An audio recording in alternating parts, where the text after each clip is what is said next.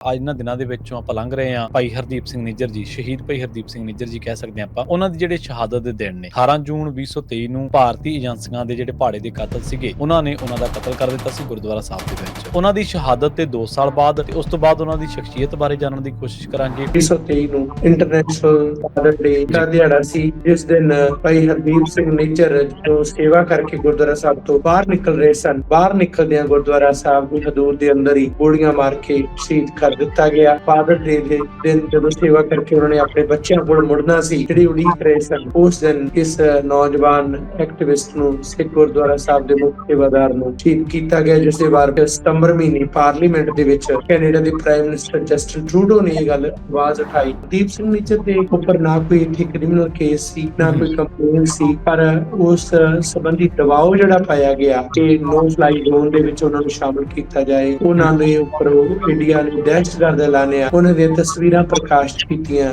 ਨਿੱਜਰ ਹੁਣੀ ਕਿਉਂਕਿ ਪਲੰਬਰ ਸਨ, plumbing gun ਉਹਨਾਂ ਦੇ ਹੱਥ ਸੀ, ਉਹ ਗਨਾਂ ਦਾ ਫੋਟੋਆਂ ਐਡਿਟ ਕਰਕੇ ਉਹਨਾਂ ਨੂੰ ਇਸ ਤਰ੍ਹਾਂ ਪੇਸ਼ ਕੀਤਾ ਗਿਆ ਜਿਸ ਤਰੀਕੇ ਨਾਲ ਉਹ ਚੇਨ ਗਨਾਂ ਜਾਂ ਬੜੀਆਂ ਖਤਰਨਾਕ ਜਿਹੜੀਆਂ ਹਥਿਆਰ ਹੋਣ। ਇਹ ਅਜੀਬ ਕਿਸਮ ਦਾ ਵਰਤਾਰਾ ਸੀ। ਸੋ ਨਿੱਜਰ ਕੋਲੋਂ ਕਿਸੇ ਨੂੰ ਖਤਰਾ ਨਹੀਂ ਸੀ, ਇੱਥੇ ਕਿਸੇ ਨੂੰ ਡਰਾ ਧਮਕਾ ਕੇ ਕਦੇ ਉਹਨਾਂ ਨੇ ਗੱਲ ਨਹੀਂ ਸੀ ਕੀਤੀ। ਆਮ ਸੰਗਤਾਂ ਨੂੰ ਵਿਚਰਦੇ ਸੀ। ਜਗਮੀਤ ਸਿੰਘ ਨੂੰ ਮਾਰਨ ਦੇ ਵਾਸਤੇ ਇੰਡੀਅਨ ਏਜੰਟਾਂ ਦੇ ਰਾਹੀਂ ਜਿਹੜੀ ਬਿਸ਼ਨੋਈ ਗੈਂਗ ਜਿਹੜਾ ਹੈ ਉਸ ਦੇ ਬੰਦੇ ਹਾਇਰ ਕੀਤੇ ਗਏ, ਉਹ ਉਹਨਾਂ ਦੀ ਦੇਖੀ ਵੀ ਕਰਦੇ ਰਹੇ। ਇਹ ਆਰਸੀਐਮਪੀ ਨੇ ਤਕਰੀਬਨ 18 ਮਹੀਨੇ ਜਿਹੜਾ ਹੈ ਉਹਨਾਂ ਨੂੰ ਸੁਰੱਖਿਆ ਦਿੱਤੀ। ਇਹ ਗੱਲ ਜਦੋਂ ਸਾਹਮਣੇ ਆਈ ਹੈ ਕਿ ਬਿਲਕੁਲ ਉਸ ਟਾਈਮ ਤੇ ਜਦੋਂ ਭਾਰਤ ਦੇ ਪ੍ਰਧਾਨ ਮੰਤਰੀ ਮੋਦੀ ਦੀ ਕੈਨੇਡਾ ਫੇਰੀ ਸੀ, ਸੋ ਇਸ ਨੂੰ ਲੈ ਕੇ ਬਹੁਤ ਤਿੱਖਾ ਪ੍ਰਤੀਕਰਮ ਵੀ ਹੋਇਆ ਕਿ ਜੇ ਨੈਸ਼ਨਲ ਪਾਰਟੀ ਦੇ ਲੀਡਰ ਉਹਨਾਂ ਨੂੰ ਖਤਮ ਕਰਨ ਦੇ ਵਾਸਤੇ ਵੀ ਫੋਰਨ ਇੰਟਰਫੇਰੈਂਸ ਇਸ ਹੱਦ ਤੱਕ ਹੋ ਸਕਦੀ ਹੈ, ਤਾਂ ਫਿਰ ਬਾਕੀ ਕੀ ਬਚਦਾ। ਜਿਹੜਾ ਸੀਸਸ ਦੀ ਜਿਹੜੀ ਰਿਪੋਰਟ ਆ, ਜਿਹਦੇ ਵਿੱਚ ਜਗਮੀਤ ਸਿੰਘ ਬਾਰੇ ਜਿਹੜੇ ਐਨਡੀਪੀ ਆਗੂ ਰਹੇ ਨੇ, ਉਹਨਾਂ ਦਾ ਪਿੱਛਾ ਕਰਨ ਬਾਰੇ ਜਾਂ ਉਹਨਾਂ ਦੀ ਜਿਹੜੀਆਂ ਰਿਪੋਰਟਾਂ ਆਈਆਂ ਸਨ ਉਹਨਾਂ ਦੇ ਕਤਲ ਦੀ ਸਾਜ਼ਿਸ਼ ਦੇ ਬਾਰੇ, ਵਿਦੇਸ਼ੀ ਜਿਹੜੇ ਦਖਲਅੰਦਾਜ਼ੀ ਦੇ ਬਾਰੇ, ਚੀਨ ਉੱਤੇ ਤਾਂ ਇਹ ਦੋਸ਼ ਬਹੁਤ ਖੁੱਲ੍ਹੇਆਮ ਲੱਗਦੇ ਰਹੇ, ਆਪਾਂ ਨੂੰ ਪਤਾ ਹੀ ਹੈ। ਪਰ ਹੁਣ ਭਾਰਤ ਦੀ ਮਸ਼ੀਨਰੀ ਉੱਤੇ ਵੀ ਇਹ ਦੋਸ਼ ਲੱਗ ਰਹੇ ਨੇ। ਇੱਥੋਂ ਸਾਬਤ ਹੋ ਰਿਹਾ ਵੀ ਇਸ ਮਸ਼ੀਨਰੀ ਉੱਤੇ ਖਾਸੀ ਅੱਖ ਹੈ ਕੈਨੇਡਾ ਦੀਆਂ ਏਜੰਸੀਆਂ। ਪਹਿਲਾਂ ਚੀਨ ਤੇ ਦੋਸ਼ ਲੱਗਦੇ ਸਨ, ਚੀਨ ਦਾ ਤਾਂ ਵਿਰੋਧ ਵੀ ਹੁੰਦਾ ਸੀ। ਭਾਰਤ ਦਾ ਵਿਰੋਧ ਜਿਹੜਾ ਇਸ ਕਿਸਮ ਦਾ ਨਾ ਹੋਇਆ ਕਿਉਂਕਿ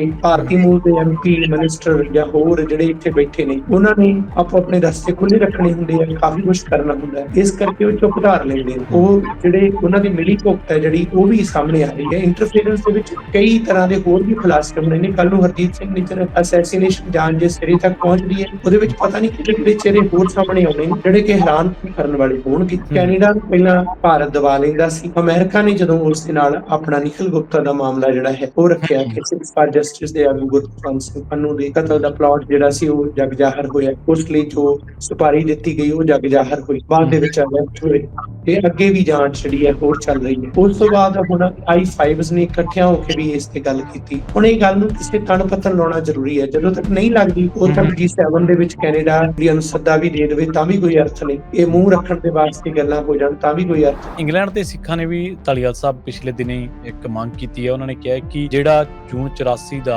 ਹਮਲਾ ਦਰਬਾਰ ਸਾਹਿਬ ਦਾ, ਉਸ ਸੰਬੰਧ ਦੇ ਵਿੱਚ ਇਹ ਦੱਸਿਆ ਜਾਵੇ ਵੀ ਇੰਗਲੈਂਡ ਨੇ ਮਦਦ ਕੀਤੀ ਸੀ ਜਾਂ ਨਹੀਂ ਕੀਤੀ। ਮਾਰਕ ਕਾਰਨੇ ਨੂੰ ਤੁਸੀਂ ਕਿਸ ਤਰੀਕੇ ਦੇ ਨਾਲ ਦੇਖਦੇ? ਇਹ ਗੱਲ ਅੱਜ ਵੀ ਲੋਕ ਮਹਿਸੂਸ ਕਰਦੇ ਨੇ ਕਿ ਜੋ ਜਸਟਿਨ ਟਰੂਡੋ ਨੇ ਕੀਤਾ, ਮਨੁੱਖੀ ਅਧਿਕਾਰਾਂ ਨੇ ਕੀਤਾ, ਸਿੱਖਾਂ ਨੇ ਕੀਤਾ, ਉਹ ਕੋਈ ਹੋਰ ਨਹੀਂ ਕਰ ਸਕਦਾ। ਸਤਿ ਸ਼੍ਰੀ ਅਕਾਲ, ਤੁਸੀਂ ਜੁੜੇ ਹੋਏ ਹੋ ਪੰਜਾਬੀ ਰੇਡੀਓ USA ਦੇ ਨਾਲ ਤੇ ਮੈਂ ਹਾਂ ਪ੍ਰਵੀਨ ਸ਼ਰਮਾ। ਇਸ ਪ੍ਰੋਗਰਾਮ ਦੇ ਵਿੱਚ ਆਪਾਂ ਗੱਲਬਾਤ ਕਰਾਂਗੇ ਅੱਜ ਕੱਲ ਕੈਨੇਡਾ ਦੇ ਵਿੱਚ ਸਿੱਖ ਪਰਸਪੈਕਟਿਵ ਦੇ ਲਿਹਾਜ਼ ਦੇ ਨਾਲ ਜਾਂ ਸਿੱਖ ਸੰਘਰਸ਼ ਦੇ ਬਾਬਤ ਜੋ ਇਸ ਟਾਈਮ ਗੱਲਾਂ ਬਾਤਾਂ ਉੱਧਰ ਚੱਲ ਰਹੀਆਂ ਨੇ।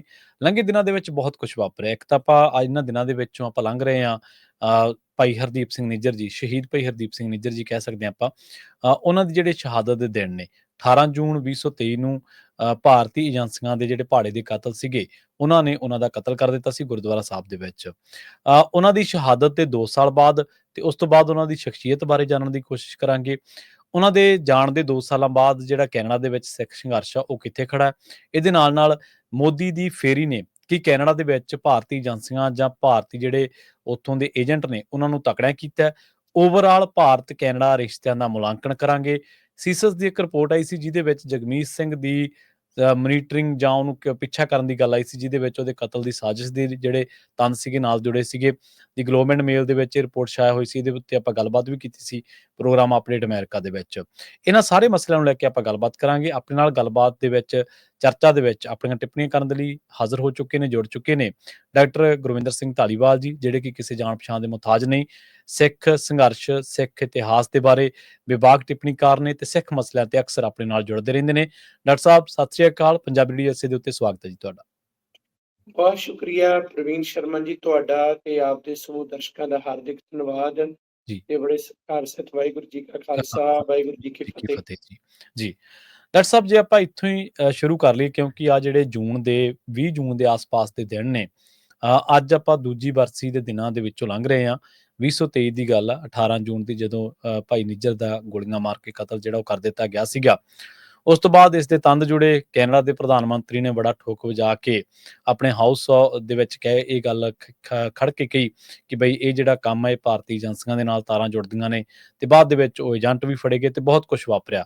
ਭਾਰਤ ਕੈਨੇਡਾ ਰਿਸ਼ਤੇ ਵੀ ਟੁੱਟ ਗਏ। ਉਹਨਾਂ ਦੇ ਉੱਤੇ ਵੀ ਆਪਾਂ ਗੱਲਬਾਤ ਕਰਾਂਗੇ। ਪਰ ਸ਼ਹੀਦ ਭਾਈ ਨਿੱਜਰ ਦੇ 2 ਸਾਲ ਬੀਤ ਜਾਣ ਦੇ ਬਾਅਦ ਜੇਕਰ ਆਪਾਂ ਉਹਨਾਂ ਦੀ ਸ਼ਖਸੀਅਤ ਬਾਰੇ ਮੁੜ ਤੋਂ ਯਾਦਾਂ ਜਿਹੜੀਆਂ ਤਾਜ਼ਾ ਕਰਨੀਆਂ ਹੋਣ, ਤਾਂ ਤੁਸੀਂ ਉਹਨੂੰ ਸ਼ਬਦੀ ਰੂਪ ਕਿਵੇਂ ਦਿਓਗੇ?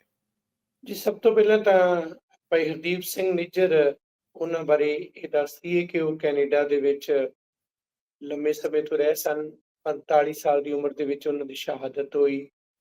ਪੰਜਾਬ ਚ ਜਲੰਧਰ ਜ਼ਿਲ੍ਹੇ ਨਾਲ ਸੰਬੰਧਿਤ ਸਨ। ਨਿੱਜਰ ਕੈਨੇਡਾ ਦੇ ਵਿੱਚ ਜਦੋਂ ਗੁਰੂ ਨਾਨਕ ਗੁਰਦੁਆਰਾ ਸਾਹਿਬ ਸਰੀ ਡੈਲਟਾ ਦੇ ਮੁੱਖ ਸੇਵਾਦਾਰ ਬਣੇ ਤੇ ਉਹਨਾਂ ਨੇ ਇੱਥੇ ਸਿੱਖ ਰਵਾਇਤਾਂ ਸਿਧਾਂਤਾਂ ਦੇ ਅਨੁਸਾਰ ਬਹੁਤ ਸੇਵਾ ਕੀਤੀ।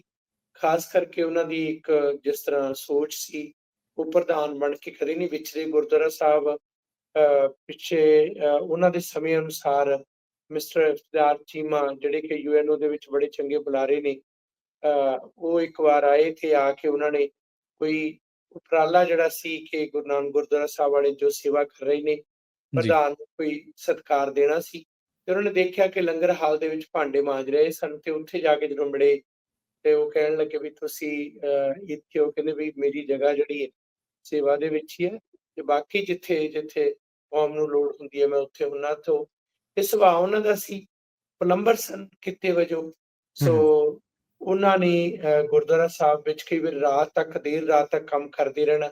ਸਾਥੀਆਂ ਨਾਲ ਮਿਲ ਕੇ ਉਹਨਾਂ ਨੇ ਸੇਵਾ ਜਿੰਨੇ ਭਾਈਆਂ ਨੇ ਇਕੱਠੇ ਹੋ ਕੇ ਕਰਨੀ।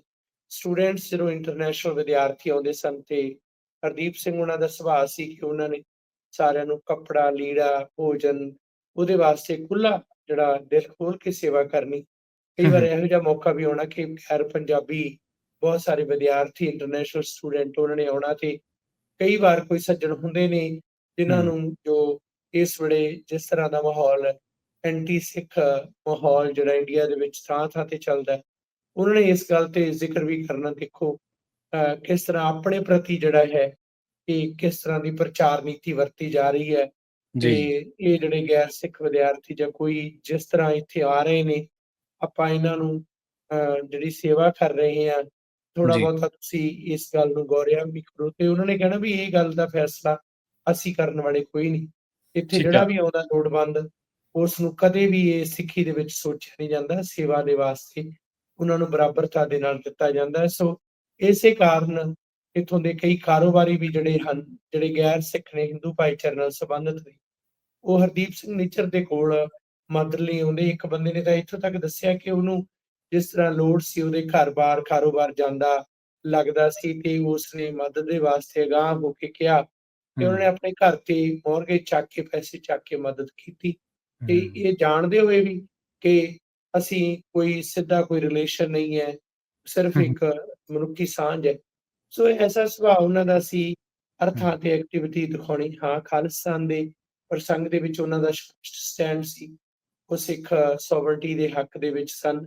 ਸੋ ਇਹਨਾਂ ਸਾਰੇ ਮਾਮਲਿਆਂ ਦੇ ਵਿੱਚ ਹਰਦੀਪ ਸਿੰਘ ਨਿੱਜਰ, ਜਿਸ ਤਰ੍ਹਾਂ ਦੀ ਉਹਨਾਂ ਦੀ ਸੋਚ ਸੀ, ਉਹਨਾਂ ਨੇ ਆਪਣਾ ਘਰ ਗ੍ਰਸਤੀ ਵੀ ਚਲਾਈ, ਸੇਵਾ ਵੀ ਕੀਤੀ। 2 ਉਹਨਾਂ ਦੇ ਪੁੱਤਰ ਐਜੂਕੇਸ਼ਨ ਖੇਤਰ ਦੇ ਵਿੱਚ ਨੇ, ਵਿਦਿਆਰਥੀ ਨੇ, ਉਹਨਾਂ ਨੂੰ ਚੰਗੀ ਪਰਵਰਿਸ਼ ਵੀ ਦਿੱਤੀ।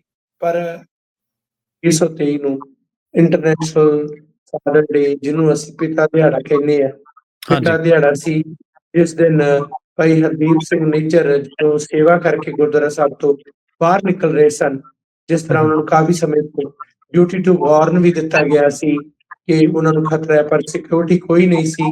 ਆਪਣੀ ਸੇਵਾ ਕਰਦੇ ਸਨ, murder on the line of duty, ਉਸ ਹਿਸਾਬ ਦੇ ਨਾਲ ਉਹਨਾਂ ਨੂੰ ਬਾਹਰ ਨਿਕਲਦਿਆਂ ਗੁਰਦੁਆਰਾ ਸਾਹਿਬ ਦੀ ਹਦੂਦ ਦੇ ਅੰਦਰ ਹੀ ਗੋਲੀਆਂ ਮਾਰ ਕੇ ਸ਼ਹੀਦ ਕਰ ਦਿੱਤਾ ਗਿਆ।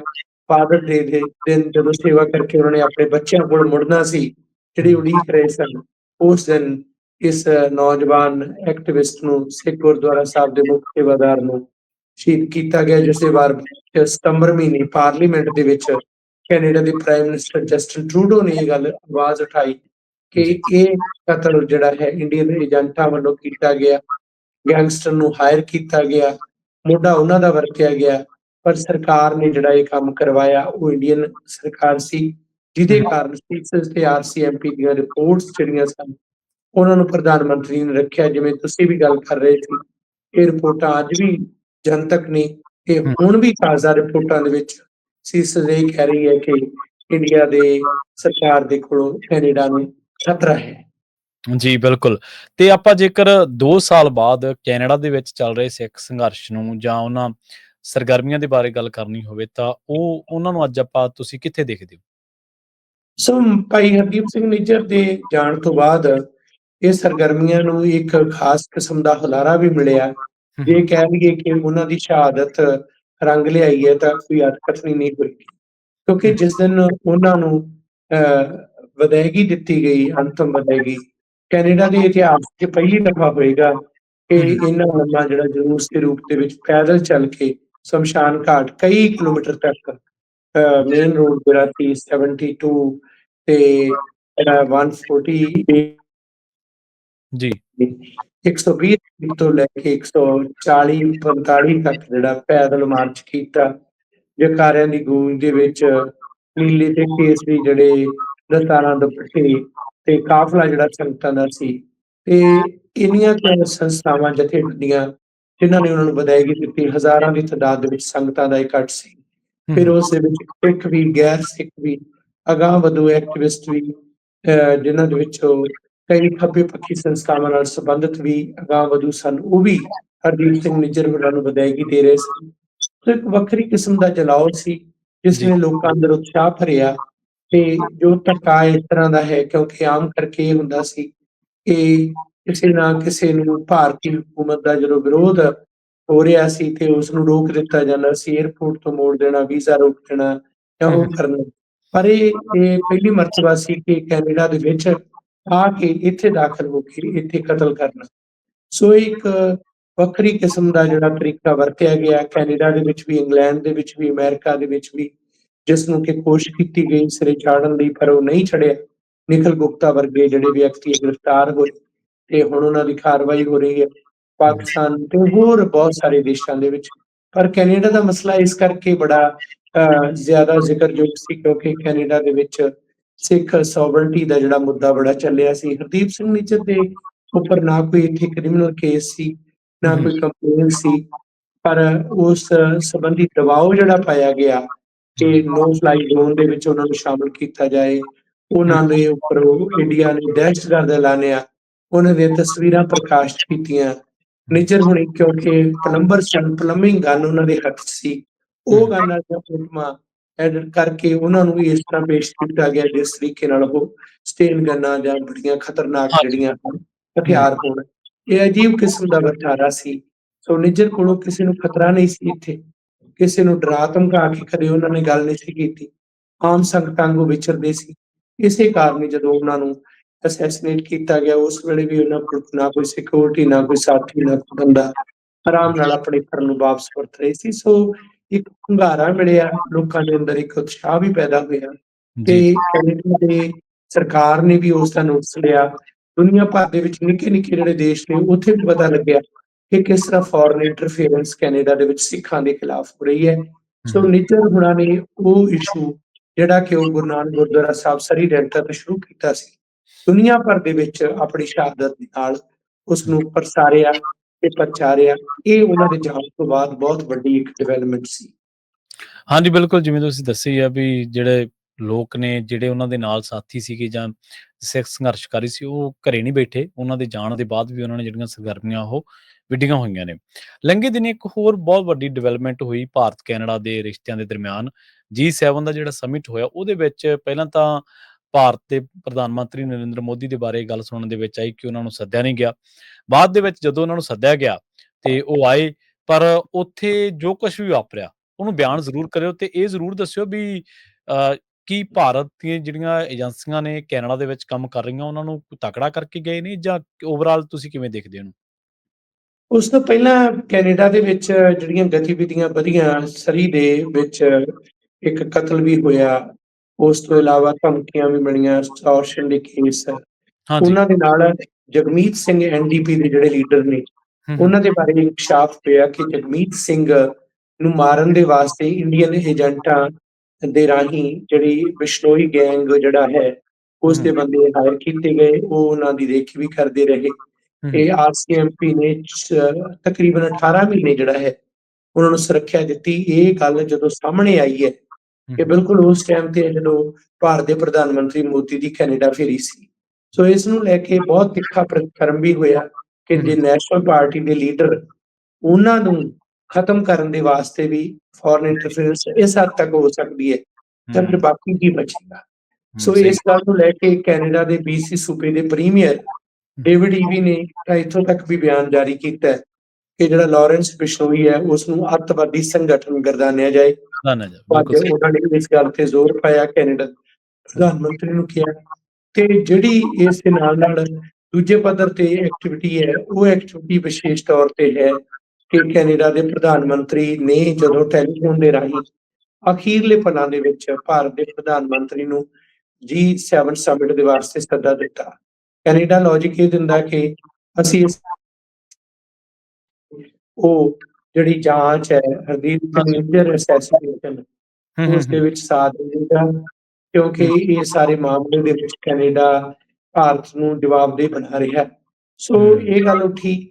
ਪਰ ਜਿਸ ਤਰੀਕੇ ਨਾਲ ਉਹ ਆਏ ਤੇ ਆ ਕੇ ਭਾਰਤ ਦੇ ਪ੍ਰਧਾਨ ਮੰਤਰੀ ਦਾ ਜੋ ਸਵਾਗਤ ਹੋਇਆ ਜਾਂ ਜੋ ਵੀ ਕਾਰਵਾਈ ਹੈ, ਉਹ ਮੀਡੀਆ ਨੇ ਆਲਰੇਡੀ ਦੱਸ ਦਿੱਤੀ ਹੈ ਕਿ ਨਾ ਤਾਂ ਕੈਲਗਰੀ ਦੇ ਮੇਅਰ ਤੱਕ ਵੀ ਉੱਥੇ ਕੋਈ ਲੈਣ ਗਏ, ਨਾ ਕੋਈ ਕੈਨੇਡਾ ਦੇ ਫੈਡਰਲ ਅਫੀਸ਼ੀਅਲ ਉਹਨਾਂ ਦੇ ਮੌਜੂਦ ਸਨ। ਇੱਕ ਕੌਂਸਲਰ ਜਿਹੜਾ ਵਾਰਡ ਦੇ ਰਾਜ ਧਾਲੀਵਾਲ, ਉਹ ਉੱਥੇ ਗਏ ਤੇ ਹੂੰ, ਕੁਝ ਫਾਰਮਲ ਜਾਂ ਰਸਮੀ ਤੌਰ ਤੇ ਉਸੀ ਤੇ ਪ੍ਰਧਾਨ ਮੰਤਰੀ ਦਾ ਵੀ ਮੋਦੀ ਦਾ ਜਿੰਨਾ ਸਮਾਂ ਫੇਰੀ ਦਾ ਸੀ, ਹੂੰ, ਫਟਾਫਟ ਸਮੇਟ ਕੇ ਉਸ ਨੂੰ ਚੱਲਦੇ ਬਣੇ।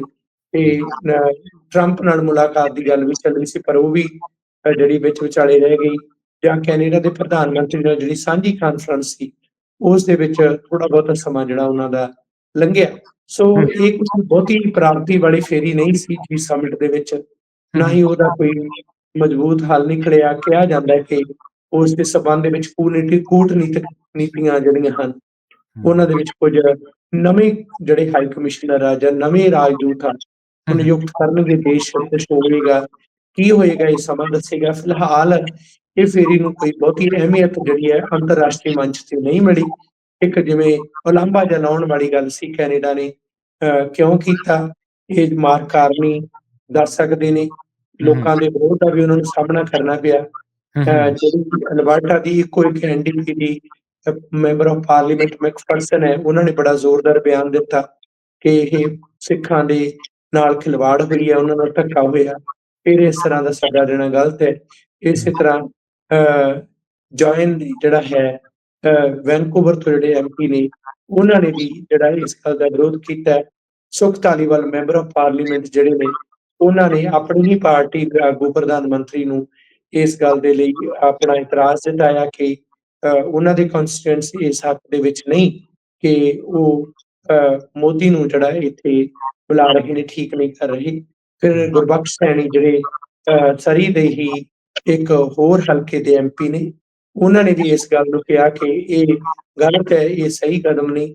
ਰਣਦੀਪ ਸਿੰਘ ਸਰਾਏ ਜਿਹੜੇ ਲਿਬਰਲ ਪਾਰਟੀ ਦੇ ਬਕਾਇਦਾ ਸੰਸਦੀ ਸਕੱਤਰ ਨੇ, ਉਹਨਾਂ ਨੇ ਵੀ ਕਿਹਾ ਕਿ ਇਸ ਮਾਮਲੇ ਦੇ ਵਿੱਚ ਇਤਰਾਜ਼ ਉਠਾਇਆ। ਸੋ ਕੁਝ ਹੋਰ ਨਾਮ ਵੀ ਇਸ ਮਾਮਲੇ ਦੇ ਵਿੱਚ ਆਏ ਨੇ। ਸੋ ਕਹਿਣ ਦਾ ਭਾਵ ਇਹ ਹੈ ਕਿ ਅਲੱਗ-ਅਲੱਗ ਜਿਹੜੇ ਹਨ, ਉਹਨਾਂ ਨੇ ਵਿਰੋਧ ਵੀ ਕੀਤਾ ਤੇ ਇਸ ਗੱਲ ਤੇ ਆਪਣੇ ਇਤਰਾਜ਼ ਵੀ ਦਰਜ ਕੀਤੇ ਨੇ। ਜੀ, ਜੀ, ਬਿਲਕੁਲ। ਤੇ ਇਹ ਵੀ ਜ਼ਰੂਰ ਚਰਚਾ ਚੱਲਦੀ ਰਹੀ ਕਿ ਉਹਨਾਂ ਨੂੰ ਰਿਸੀਵ ਕਰਨ ਕੋਈ ਨਹੀਂ ਪਹੁੰਚਿਆ ਨਰਿੰਦਰ ਮੋਦੀ ਨੂੰ, ਤਾਂ ਵਿਸ਼ਵ ਗੁਰੂ ਦਾ ਆਪਣੇ ਆਪ ਨੂੰ ਕਹਿੰਦੇ ਨੇ ਕਿ ਮੈਂ ਤਾਂ ਵਿਸ਼ਵ ਗੁਰੂ ਹਾਂ। ਪਰ ਹੁਣ ਜਿਹੜੇ ਬੰਦੇ ਰਿਸੀਵ ਕਰਨ ਪਹੁੰਚੇ ਉਹ ਕੋਈ ਏਡੇ ਵੱਡੇ ਅਹੁਦੇਦਾਰ ਨਹੀਂ ਸੀਗੇ। G7 ਸਮਿਟ ਦੀਆਂ ਜਿਹੜੀਆਂ ਤਸਵੀਰਾਂ ਵੀ ਨੇ ਧਾਲੀਵਾਲ ਸਾਹਿਬ, ਉਹ ਵੀ ਵਾਇਰਲ ਹੋ ਚੁੱਕੀਆਂ ਨੇ। ਲੋਕ ਕਹਿ ਰਹੇ ਨੇ ਕਿ ਉੱਥੇ ਐਨਆਈ ਦਾ ਕੈਮਰਾ ਹੈ ਨਹੀਂ ਸੀ, ਇਸ ਕਰਕੇ ਮੋਦੀ ਸ਼ਾਇਦ ਨਜ਼ਰ ਨਹੀਂ ਆਏ ਉੱਥੇ ਕਿਤੇ ਵੀ। ਸੋ ਕੁੱਲ ਮਿਲਾ ਕੇ ਮੇਰੇ ਖਿਆਲ ਦੇ ਨਾਲ ਬੇਸ਼ੱਕ ਇਹ ਰਿਸ਼ਤੇ ਤਾਂ ਸੁਧਾਰਨ ਵੱਲ ਨੂੰ ਤੁਰੇ ਨੇ ਦੋਨੇ ਮੁਲਕ ਇੱਕ ਦੂਜੇ ਦੇ ਨਾਲ, ਪਰ ਫਿਰ ਵੀ ਭਾਰਤ ਦੇ ਜੇ ਪਰਿਪੇਖ ਤੋਂ ਦੇਖਿਆ ਜਾਵੇ ਤਾਂ ਇਹ ਚੀਜ਼ਾਂ ਕੋਈ ਬਹੁਤੀਆਂ ਜਿਹੜੀਆਂ ਉਹਨਾਂ ਨੂੰ ਲਾਹੇਵੰਦ ਨਹੀਂ ਸਾਬਤ ਹੋਈਆਂ। ਹਾਂ, ਇਹਦੇ ਨਾਲ ਜਿਹੜੀ ਕੌਮਾਂਤਰੀ ਮੀਡੀਆ ਦੇ ਵਿੱਚ ਚਰਚਾ ਜਿਹੜੀ ਐਂਟੀ ਮੋਦੀ ਪ੍ਰੋਟੈਸਟ ਹੋਣ ਕਰਕੇ, ਉਹਨੂੰ ਤੁਸੀਂ ਕਿਵੇਂ ਦੇਖਦੇ ਹੋ? ਕੌਮਾਂਤਰੀ ਮੀਡੀਆ 'ਚ ਕਾਫ਼ੀ ਜੀ, ਖਾਸੀ ਚਰਚਾ ਹੋਈ ਆ ਜਾਂ ਜਿੰਨੀ ਹੋਣੀ ਚਾਹੀਦੀ ਸੀ ਓਨੀ ਨਹੀਂ ਹੋ ਸਕੀ? ਦਰਅਸਲ ਇਸ ਗੱਲ ਨੂੰ ਇਉਂ ਦੇਖਿਆ ਜਾਏ ਕਿ ਕੈਨੇਡਾ ਦੇ ਵਿੱਚ ਜਿਹੜੇ ਸਿੱਖ ਸੰਗਠਨ ਨੇ ਜੀ। ਜਾਂ ਮਨੁੱਖ ਅਧਿਕਾਰ ਸੰਗਠਨ ਨੇ, ਹਾਂਜੀ। ਜਿੰਨਾ ਹੋ ਸਕਿਆ ਉਹਨਾਂ ਨੇ ਵਿਰੋਧ ਕੀਤਾ, ਹੂੰ, ਲਿਖ ਹੂੰ। ਕੇ ਵਿਰੋਧ ਕੀਤਾ। WSO ਵਰਲਡ ਸਿੱਖ ਆਰਗੇਨਾਈਜੇਸ਼ਨ ਨੇ ਬਕਾਇਦਾ ਪ੍ਰੈਸ ਮਾਰਚ ਕਾਨਫਰੰਸ। ਕਰਕੇ ਇਸ ਫੈਸਲੇ ਨੂੰ ਜਿਹੜਾ ਹੈ ਕਿ ਹੂੰ। ਸਿੱਖਾਂ ਦੇ ਪਿੱਠ 'ਚ ਛੁਰਾ ਮਾਰਨ ਵਾਲਾ ਧੋਖਾ ਦੱਸਿਆ। ਜੀ, ਜੀ। ਇਸ ਤਰ੍ਹਾਂ ਹੀ ਸਿੱਖ ਫੈਡਰੇਸ਼ਨ ਦੇ ਮਨਿੰਦਰ ਸਿੰਘ ਗੋਇਲ ਉਹਨਾਂ ਨੇ ਆਪਣਾ ਇਤਰਾਜ਼ ਦਰਜ ਕਰਾਇਆ। ਗੁਰੂ ਨਾਨਕ ਗੁਰਦੁਆਰਾ ਸਾਹਿਬ ਸਰੀ ਡੈਲਟਾ ਉੱਥੇ ਜਿੱਥੇ ਭਾਈ ਹਰਦੀਪ ਸਿੰਘ ਨੇ ਪ੍ਰਮੁੱਖ ਸੇਵਾਦਾਰ ਨੇ, ਉੱਥੋਂ ਦੀ ਕਮੇਟੀ ਨੇ ਵੀ ਇਸ ਤੇ ਇਤਰਾਜ਼ ਕੀਤਾ। ਫਿਰ ਜੀ। ਕੁਝ ਅਗਾਂਹਵਧੂ ਸੰਗਠਨਾਂ ਨੇ, ਜਿਨ੍ਹਾਂ 'ਚ ਗੈਰ ਸਿੱਖ ਵੀ ਨੇ, ਫਲਸਤੀਨੀ ਗਰੁੱਪ ਵੀ ਨੇ, ਜਾਂ ਫਿਰ ਇਸ ਦੇ ਨਾਲ CPIL, ML ਉਹਨਾਂ ਨੇ, ਜਾਂ ਕੁਝ ਹੋਰਾਂ ਨੇ ਵੀ ਇਸ ਗੱਲ ਤੇ ਕਿ ਨਰਿੰਦਰ ਮੋਦੀ ਭਾਰਤ ਦੇ ਵਿੱਚ ਵੀ ਜੋ ਚੱਲ ਰਿਹਾ ਉਸ ਦੇ ਖਿਲਾਫ ਹੀ ਆਵਾਜ਼ ਉਠਾਈ ਹੈ। ਤਾਂ ਹੂੰ। ਕਹਿਣ ਦਾ ਭਾਵ ਇਹ ਹੈ ਕਿ ਇੱਕ ਸਿੱਧੀ ਪ੍ਰਾਪਤੀ ਵਾਲੀ ਨਹੀਂ ਸੀ। ਇੱਕ ਜੀ। ਸਿਰਫ ਇਹ ਦੱਸਣਾ ਕਿ ਮੈਂ ਆ ਗਿਆ ਤੇ ਹੂੰ, ਉਸ ਦੇ ਵਿੱਚ ਜਿਹੜੇ ਭਾਰਤ ਦੇ ਵਿੱਚ ਸਿੱਖ ਸੰਗਠਨ ਨੇ, ਜਿਨ੍ਹਾਂ 'ਚ ਇੱਕ ਦਮਦਮੀ ਟਕਸਾਲ ਤੇ BJP RSS ਦੇ ਨਾਲ ਜੁੜੇ ਹੋਏ ਇੱਕ ਹਾਂਜੀ। ਵਿਅਕਤੀ ਜਿਸਦਾ ਨਾਮ ਪ੍ਰੋਫੈਸਰ ਸੁਖਚੈਨ ਸਿੰਘ ਹੈ, ਉਸ ਦਾ ਬਿਆਨ ਜ਼ਰੂਰ ਆਇਆ ਸੀ। ਉਸਨੇ ਹੂੰ, ਕੁਝ ਇਸ ਤਰ੍ਹਾਂ ਦੀ ਗੱਲਬਾਤ ਕੀਤੀ ਹੈ ਕਿ ਇਹ ਜਿਹੜਾ ਹੈ ਬਹੁਤ ਮਾੜਾ ਕੰਮ ਕੀਤਾ ਗਿਆ, ਸਿੱਖ ਐਕਟਿਵਿਸਟ ਨੂੰ ਵੀ ਮਾੜਾ ਕਿਹਾ। ਹੂੰ, ਉਹ ਲੱਗਦਾ ਹੈ ਕਿ ਇਹ ਜਿਹੜੀ ਹੈ ਸਿੱਖ ਸੰਸਥਾ ਜਿਹੜੀ ਹੈ ਉਸ ਨੂੰ ਇਸ ਦੇ ਬਾਰੇ ਦੱਸਣਾ ਚਾਹੀਦਾ। ਪਰ ਹੂੰ, ਕਿਉਂਕਿ ਉਸ ਨੇ ਪਿਛਲੇ ਸਮੇਂ ਦੌਰਾਨ ਮਹਾਰਾਸ਼ਟਰ ਦੇ ਵਿੱਚ ਹਰਨਾਮ ਸਿੰਘ ਧੁੰਮਾ ਜਿਹੜੇ ਉਹਦੇ ਮੁਖੀ ਨੇ, ਉਹਨਾਂ ਦੀ ਜੋ ਕਾਰਵਾਈ ਰਹੀ ਹੈ ਉਸ ਹੂੰ, ਦੇ ਵਿੱਚ ਕਾਫੀ ਇਤਰਾਜ਼ ਪਹਿਲਾਂ ਹੀ ਉੱਠੇ ਨੇ। ਰਹੀ ਹੂੰ, BJP ਦੀ ਆਪਣੀ ਮਿਨਿਸਟਰੀ ਦੇ ਵਿੱਚੋਂ ਹਰਦੀਪ ਸਿੰਘ ਪੁਰੀ ਨੇ ਇਸ ਗੱਲ ਤੇ ਜਿਹੜਾ ਆਪਣਾ ਆਵਾਜ਼ ਉਠਾਈ ਹੈ, ਕੁਛ ਕਿਹਾ ਸੁਭਾਵਿਕ ਹੀ ਹੈ ਕਿਉਂਕਿ RSS ਜਾਂ BJP ਨੇ ਇਸ ਗੱਲ ਦੀ ਸਪੋਰਟ ਕਰਨੀ ਹੈ। ਹੂੰ, ਹੂੰ, ਪਰ ਦੂਸਰੇ ਪਾਸੇ ਵਿਸ਼ਵ ਮੰਚ ਤੇ ਕੋਈ ਵਿਸ਼ਵ ਗੁਰੂ ਵਾਲੀ ਗੱਲ ਨਹੀਂ ਹੈ। ਇਹ ਹੂੰ, ਹਾਸੋ ਦੀ ਗੱਲ ਹੋਏਗੀ ਜੇਕਰ ਇਸ ਤਰ੍ਹਾਂ ਕੋਈ ਹੋਏਗਾ। ਹਿੰਦੀ 'ਚ ਉਹਨਾਂ ਨੇ ਆਪਣਾ ਭਾਸ਼ਣ ਜ਼ਰੂਰ ਸੁਣਾ ਦਿੱਤਾ ਮਾਰਕ ਕਾਰਨੀ ਨੂੰ, ਜਿੰਨਾ ਹੂੰ, ਕੁ ਬੋਲੇ। ਚਲੋ ਇਸ ਗੱਲ ਦੇ ਲਈ ਚੰਗਾ ਰਿਹਾ ਕਿ ਉਹਨਾਂ ਨੇ ਆਪਣੀ ਜਿਹੜੀ ਆ ਜੋ ਭਾਸ਼ਾ ਦੇ ਵਿੱਚ ਪਕੜ ਹੈ ਉਸ ਵਿੱਚ ਗੱਲ ਕੀਤੀ। ਅੰਗਰੇਜ਼ੀ ਦੇ ਵਿੱਚ ਕੁਛ ਜਿਹੜਾ ਹਾਸੋਹੀਣੀ ਸਥਿਤੀ ਨਾ ਬਣੇ, ਇਹ ਵੀ ਹੂੰ, ਗੱਲ ਰਹੀ।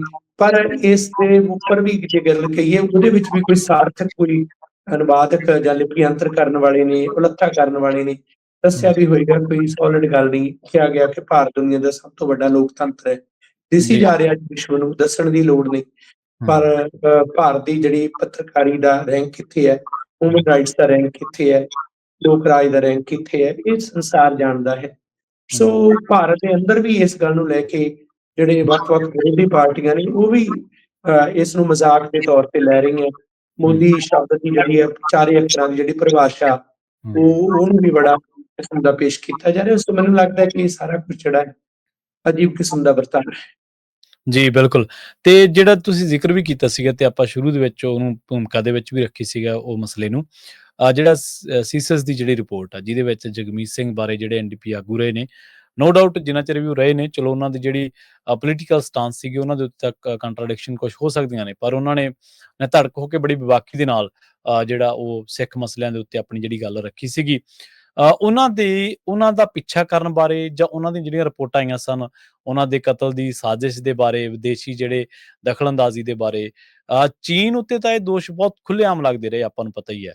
ਪਰ ਹੁਣ ਭਾਰਤ ਦੀ ਮਸ਼ੀਨਰੀ ਉੱਤੇ ਵੀ ਇਹ ਦੋਸ਼ ਲੱਗ ਰਹੇ ਨੇ। ਇੱਥੋਂ ਸਾਬਤ ਹੋ ਰਿਹਾ ਵੀ ਇਸ ਮਸ਼ੀਨਰੀ ਉੱਤੇ ਖਾਸੀ ਅੱਖ ਹੈ ਕੈਨੇਡਾ ਦੀਆਂ ਏਜੰਸੀਆਂ ਦੀ। ਸਹੀ ਹੈ ਜੀ। ਅੱਜ ਦੀ ਰਿਪੋਰਟ ਜਿਹੜੀ ISIS ਦੀ ਹੈ, ਇਹਨਾਂ ਹੂੰ, ਹੂੰ, ਦਿਨਾਂ ਦੀ, ਉਹਦੇ ਵਿੱਚ ਵੀ ਪਰਿਵਾਰ ਨੂੰ ਜਿਹੜੀ ਜਨਤਕ ਉਹਨੇ ਕੀਤੀ ਸੀ G7 ਸੰਮੇਲਨ ਦੇ ਦੌਰਾਨ, ਇਹ ਵੀ ਗੱਲ ਪੁੱਛਣ ਵਾਲੀ ਹੈ ਕਿ ਇਹ ਕਿਉਂ ਇਸ ਤਰ੍ਹਾਂ ਦਾ ਵਰਤਾਰਾ ਹੈ। ਕਹਿਣ ਦਾ ਭਾਵ ਇਹ ਹੈ ਕਿ G7 ਦੇ ਦੌਰਾਨ ਵੀ ਸੀਸਸ ਨੇ ਦੱਸਿਆ ਕਿ ਤੁਸੀਂ ਇਹ ਦੇਖੋ ਕਿ ਭਾਰਤ ਤੋਂ ਖਤਰਾ ਹੈ। ਹੁਣ ਤੁਸੀਂ ਦੱਸੋ, ਜਿਸ ਦੇਸ਼ ਤੋਂ ਖਤਰਾ ਹੈ ਉਸ ਦੇ ਪ੍ਰਧਾਨ ਮੰਤਰੀ ਤੁਹਾਡੇ ਮਹਿਮਾਨ ਨੇ। ਸੋ ਕੈਨੇਡਾ ਵੀ ਇਸ ਬੜੀ ਕੰਟਰੋਵਰਸੀ ਦੇ ਵਿੱਚ ਹੈ। ਕੈਨੇਡਾ ਦੇ ਪ੍ਰਧਾਨ ਮੰਤਰੀ ਮਾਰਕ ਕਾਰਨੀ, ਇੱਕ ਜੀ ਪਾਸੇ ਤੁਸੀਂ ਕਹਿ ਰਹੇ ਹੋ ਕਿ ਉਸ ਦੇਸ਼ ਤੋਂ ਖਤਰਾ ਹੈ, ਦੂਸਰੇ ਪਾਸੇ ਮਹਿਮਾਨ ਨਵਾਜ਼ੀ ਤੁਸੀਂ ਉਸ ਦੀ ਕਰ ਰਹੇ ਹੋ।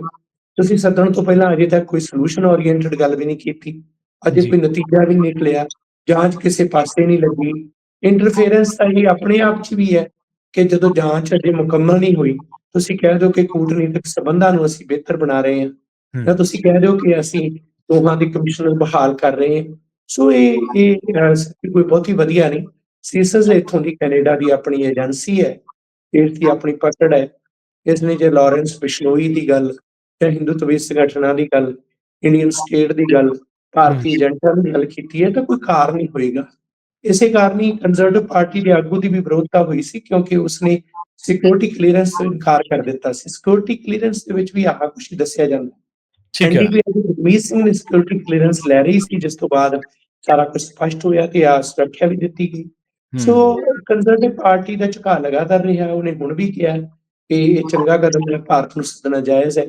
ਪਰ ਲਿਬਰਲ ਪਾਰਟੀ ਦੇ ਜਿਹੜੇ ਸਰਕਾਰ ਦੇ ਸੱਤਾਧਾਰੀ ਪਾਰਟੀ ਦੇ ਆਪਣੇ ਹੀ ਐਮਪੀ ਹੈ, ਜੀ ਉਹਨਾਂ ਜੀ ਤੋਂ ਕਿੰਨਾ ਵਿਰੋਧ ਕੀਤਾ ਹੈ। ਸੋ ਕਹਿਣ ਦਾ ਭਾਵ ਇਹ ਹੈ ਕਿ ਸੀਸਸ ਵੀ ਹੋਰ ਸੰਸਥਾਵਾਂ ਵੀ ਇਸ ਗੱਲ ਤੇ, ਆਰਸੀਐਮਪੀ ਵੀ, ਪ੍ਰਾਈਮ ਮਿਨਿਸਟਰ ਜਸਟਿਨ ਟਰੂਡੋ, ਜਿਨ੍ਹਾਂ ਦੀ ਸਾਰੀ ਜਾਂਚ ਇਸ ਸਾਰੇ ਘਟਨਾਕ੍ਰਮ ਦੇ ਵਿੱਚ ਮੁੱਖ ਤੌਰ ਤੇ ਮੰਨੀ ਜਾ ਰਹੀ ਹੈ ਸਟੇਟਮੈਂਟ, ਉਹ ਸਾਰੇ ਇਸ ਗੱਲ ਦੇ ਲਈ ਬਿਲਕੁਲ ਕਲੀਅਰ ਨੇ ਕਿ ਇੰਡੀਆ ਨੂੰ ਉਸ ਤੋਂ ਇਸ ਲਈ ਜਵਾਬ ਤਲਬੀ ਹੋਵੇ। ਇਹ ਸਾਰਾ ਕੁਝ ਜਿਹੜਾ ਬਾਹਰਲੇ ਦੇਸ਼ਾਂ 'ਚ ਐਕਟਿਵਿਸਟ ਨੂੰ ਖਤਮ ਕਰਨ ਲਈ ਜਿਹੜੀ ਇਹ ਤਰੀਕੇ ਵਰਤੇ ਜਾਂਦੇ ਨੇ, ਜਿਵੇਂ ਤੁਸੀਂ ਕਿਹਾ ਕਿ ਪਹਿਲਾਂ ਚੀਨ ਤੇ ਦੋਸ਼ ਲੱਗਦੇ ਸਨ, ਚੀਨ ਦਾ ਤਾਂ ਵਿਰੋਧ ਵੀ ਹੁੰਦਾ ਸੀ। ਹਾਂਜੀ ਭਾਰਤ ਹਾਂਜੀ ਦਾ ਵਿਰੋਧ ਜਿਹੜਾ ਇਸ ਕਿਸਮ ਦਾ ਨਾ ਹੋਇਆ, ਕਿਉਂਕਿ ਭਾਰਤੀ ਮੂਲ ਦੇ ਐਮਪੀ, ਮਿਨਿਸਟਰ ਜਾਂ ਹੋਰ ਜਿਹੜੇ ਇੱਥੇ ਬੈਠੇ ਨੇ, ਉਹਨਾਂ ਨੇ ਆਪੋ ਆਪਣੇ ਰਸਤੇ ਖੁੱਲੇ ਰੱਖਣੇ ਹੁੰਦੇ ਆ, ਕਾਫੀ ਕੁਛ ਕਰਨਾ ਹੁੰਦਾ ਹੈ। ਇਸ ਕਰਕੇ ਉਹ ਚੁੱਪ ਧਾਰ ਲੈਂਦੇ ਨੇ। ਉਹ ਜਿਹੜੇ ਉਹਨਾਂ ਦੀ ਮਿਲੀ ਭੁਗਤ ਹੈ ਜਿਹੜੀ, ਉਹ ਵੀ ਸਾਹਮਣੇ ਆ ਰਹੀ ਹੈ। ਇੰਟਰਫੇਰੈਂਸ ਦੇ ਵਿੱਚ ਕਈ ਤਰ੍ਹਾਂ ਦੇ ਹੋਰ ਵੀ ਖੁਲਾਸੇ ਹੋਣੇ ਨੇ। ਕੱਲ ਨੂੰ ਹਰਦੀਪ ਸਿੰਘ ਨਿੱਜਰ ਅਸੈਸੀਨੇਸ਼ਨ ਜਾਂਚ ਜੇ ਸਿਰੇ ਤੱਕ ਪਹੁੰਚਦੀ ਹੈ, ਉਹਦੇ ਵਿੱਚ ਪਤਾ ਨਹੀਂ ਕਿਹੜੇ ਕਿਹੜੇ ਚਿਹਰੇ ਹੋਰ ਸਾਹਮਣੇ ਆਉਣੇ ਨੇ, ਜਿਹੜੇ ਕਿ ਹੈਰਾਨ ਕਰਨ ਵਾਲੇ ਹੋਣਗੇ। ਇਹ ਵੀ ਗੱਲ ਬਾਕੀ ਹੈ। ਜਦੋਂ ਇਸ ਕੇਸ ਦੇ ਬਾਬਤ ਕੋਰਟ ਦੀਆਂ ਪੇਸ਼ੀਆਂ ਹੁੰਦੀਆਂ ਰਹੀਆਂ ਤਾਂ ਵੱਡੀ ਗਿਣਤੀ ਸਿੱਖ ਸੰਗਤ ਉੱਥੇ ਪਹੁੰਚਦੀ ਰਹੀ, ਪੇਸ਼ੀਆਂ ਦੇ ਉੱਤੇ ਵਿਰੋਧ ਵੀ, ਪ੍ਰਦਰਸ਼ਨ ਵੀ ਕਰਦੀ ਰਹੀ। ਹੁਣ ਇਸ ਮਾਮਲੇ ਦੇ ਵਿੱਚ ਜੇਕਰ ਕਾਨੂੰਨੀ ਚਾਰਾਜੋਈਆਂ ਜਿਹੜੀਆਂ ਹੋ ਰਹੀਆਂ ਨੇ, ਜੇਕਰ ਉਹਦੇ ਬਾਰੇ ਸੰਖੇਪ ਦੇ ਵਿੱਚ ਕੋਈ ਚਾਨਣਾ ਤੁਸੀਂ ਪਾ ਸਕੋ, ਕਦੋਂ ਲਾਸਟ ਹੀਅਰਿੰਗ ਸੀ? ਤਾਰੀਖਾਂ ਜ਼ਰੂਰ ਪੈ ਰਹੀਆਂ ਨੇ, ਜਿਵੇਂ 25 ਤਾਰੀਖ ਹੈ, ਜਿਹੜੇ ਚਾਰੇ ਅਰੈਸਟ ਕੀਤੇ ਹੋਏ ਨੇ ਹਾਂਜੀ। ਕਲਪ੍ਰਿਟ ਜਿਹੜੇ ਨੇ, ਇਹਨਾਂ ਨੂੰ ਤੁਸੀਂ ਕਹਿ ਸਕਦੇ ਹੋ ਕਿ ਪਹਾੜੇ ਦੇ ਕਾਤਲ ਨੇ, ਜਾਂ ਜਿਹਨਾਂ ਨੂੰ ਬਕਾਇਦਾ ਗੈਂਗਸਟਰ, ਜਿਵੇਂ ਹੁਣ ਬਿਸ਼ਨੋਈ ਗੈਂਗ ਦੀ ਗੱਲ ਜਾਂ ਹੋਰਾਂ ਦੀ ਚੱਲਦੀ ਹੈ, ਜਾਂ ਕੋਈ ਇੰਡੀਅਨ ਸਟੇਟ ਵੱਲੋਂ ਹਾਇਰ ਕੀਤੇ ਬੰਦੇ ਨੇ।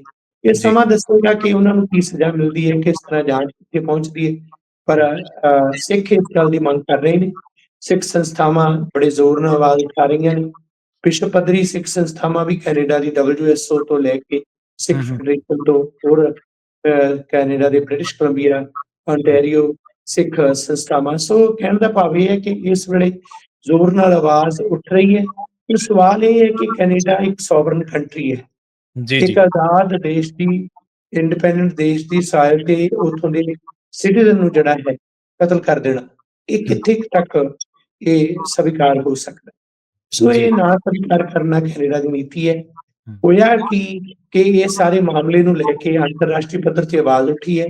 ਕੈਨੇਡਾ ਨੂੰ ਪਹਿਲਾਂ ਭਾਰਤ ਦਬਾ ਲੈਂਦਾ ਸੀ। ਅਮਰੀਕਾ ਨੇ ਜਦੋਂ ਉਸ ਦੇ ਨਾਲ ਆਪਣਾ ਨਿਖਿਲ ਗੁਪਤਾ ਦਾ ਮਾਮਲਾ ਜਿਹੜਾ ਹੈ ਉਹ ਰੱਖਿਆ ਕਿ ਸਿੱਖਸ ਫਾਰ ਜਸਟਿਸ ਦੇ ਆਗੂ ਗੁਰਪ੍ਰੀਤ ਸਿੰਘ ਪੰਨੂ ਦੇ ਕਤਲ ਦਾ ਪਲਾਟ ਜਿਹੜਾ ਸੀ ਉਹ ਜਗ ਜ਼ਾਹਰ ਹੋਇਆ। ਉਸ ਲਈ ਜੋ ਸੁਪਾਰੀ ਦਿੱਤੀ ਗਈ ਉਹ ਜਗ ਜ਼ਾਹਰ ਹੋਈ, ਬਾਅਦ ਦੇ ਵਿੱਚ ਅਰੈਸਟ ਹੋਏ ਤੇ ਅੱਗੇ ਵੀ ਜਾਂਚ ਜਿਹੜੀ ਹੈ ਹੋਰ ਚੱਲ ਰਹੀ ਹੈ। ਉਸ ਤੋਂ ਬਾਅਦ ਹੁਣ I5s ਨੇ ਇਕੱਠਿਆਂ ਹੋ ਕੇ ਵੀ ਇਸ ਤੇ ਗੱਲ ਕੀਤੀ। ਹੁਣ ਇਹ ਗੱਲ ਨੂੰ ਕਿਸੇ ਤਣ ਪੱਤਣ ਲਾਉਣਾ ਜ਼ਰੂਰੀ ਹੈ। ਜਦੋਂ ਤੱਕ ਨਹੀਂ ਲੱਗਦੀ ਉਦੋਂ ਤੱਕ G7 ਦੇ ਵਿੱਚ ਕੈਨੇਡਾ ਇੰਡੀਆ ਨੂੰ ਸੱਦਾ ਵੀ ਦੇ ਦੇਵੇ ਤਾਂ ਵੀ ਕੋਈ ਅਰਥ ਨਹੀਂ। ਇਹ ਮੂੰਹ ਰੱਖਣ ਦੇ ਵਾਸਤੇ ਗੱਲਾਂ ਹੋ ਜਾਣ ਤਾਂ ਵੀ ਕੋਈ ਅਰਥ ਨਹੀਂ। ਸੋ ਅੱਜ ਹਰਦੀਪ ਸਿੰਘ ਨਿੱਜਰ ਦੇ ਸ਼ਹੀਦੀ ਦਿਨ ਤੇ ਇਹ ਗੱਲ ਲਾਜ਼ਮੀ ਹੈ ਕਿ ਅਸੀਂ ਉਸ ਜਸਟਿਸ ਲਈ ਆਵਾਜ਼ ਉਠਾਈਏ ਕਿ ਜਿਹੜੀ ਬਕਾਇਦਾ ਜਾਂਚ ਪੂਰੀ ਹੋਵੇ, ਉਹਨਾਂ ਦੇ ਪਰਿਵਾਰ ਨੂੰ ਇਨਸਾਫ ਮਿਲੇ, ਸਿੱਖ ਕੌਮ ਨੂੰ ਇਨਸਾਫ ਮਿਲੇ।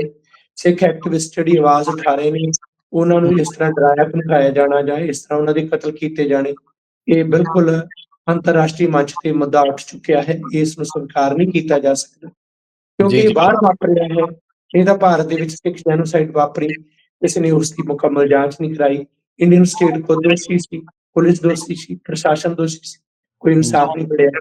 ਦਰਬਾਰ ਸਾਹਿਬ ਤੇ ਹਮਲਾ ਇਨਸਾਈਡ ਆਪਣੇ ਹੀ ਦੇਸ਼ ਦੇ, ਆਪਣੇ ਹੀ ਮੁਕੱਦਸ ਸਥਾਨ ਦੇ, ਆਪਣੇ ਹੀ ਨਾਗਰਿਕਾਂ ਦੇ ਉੱਪਰ ਹੂੰ, ਹਮਲਾ ਕਰਕੇ ਕਤਲ ਕਰ ਦੇਣਾ, ਕਿਉਂਕਿ ਭਾਰਤ ਦੇ ਵਿੱਚ ਸੀ, ਕੋਈ ਜਵਾਬ ਨਹੀਂ ਹੈ। ਹੁਣ ਕਿਉਂਕਿ ਬਾਹਰਲੇ ਦੇਸ਼ 'ਚ ਹੋਇਆ, ਫੋਰਨ ਇੰਟਰਫੇਰੈਂਸ ਇਸ ਦੇ ਵਿੱਚ ਆ ਗਈ।